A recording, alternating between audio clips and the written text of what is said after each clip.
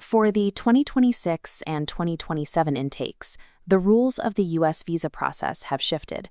What worked previously is now causing applications to fail. It is easy to look at a high GPA and an admit letter from a popular university and assume you are safe. But the immigration system has moved away from mass processing. The focus is now on intent filtering.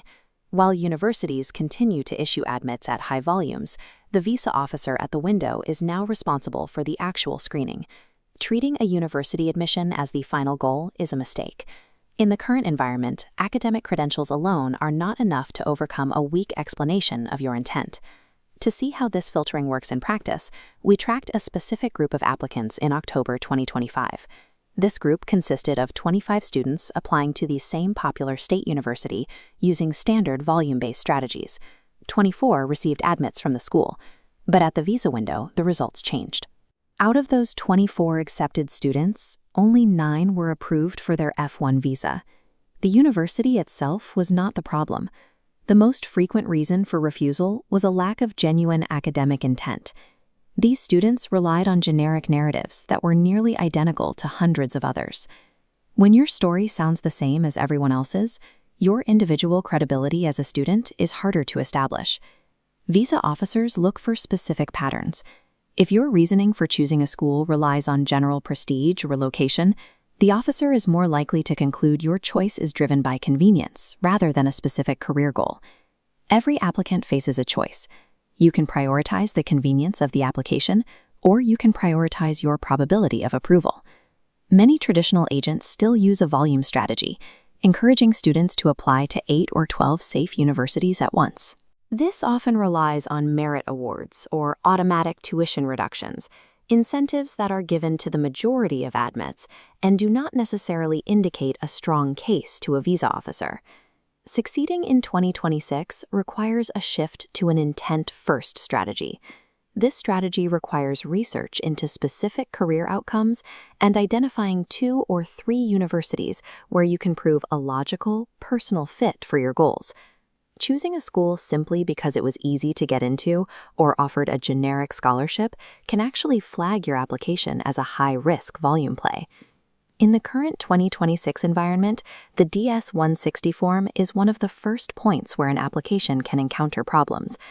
Because the form is long, many applicants treat it as a formality, using generic job descriptions or vague summaries of their family's finances.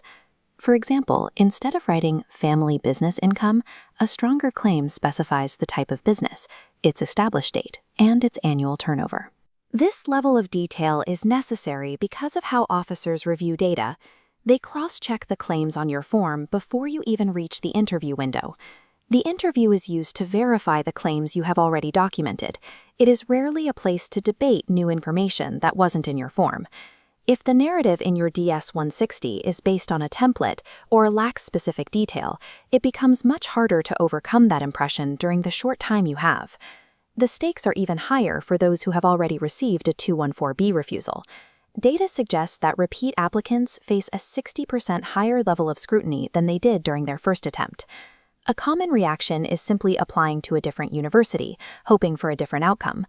However, the system expects evidence of evolution, new certifications, a defined career path, or verified financial documentation.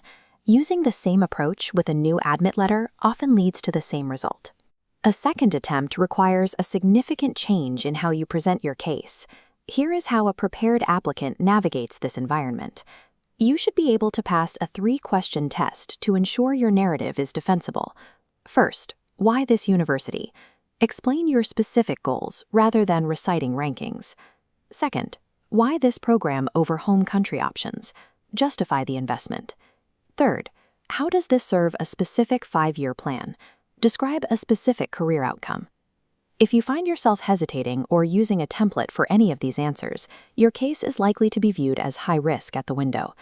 For those currently planning their applications, relying on generic agent templates is a primary factor in the current increase in visa refusals. The only way to bypass the current filtering system is through significant upfront effort in your research and your DS-160 documentation. Getting into a university is only the first step. To actually be approved for your visa, you must be able to provide a verifiable defense of your future.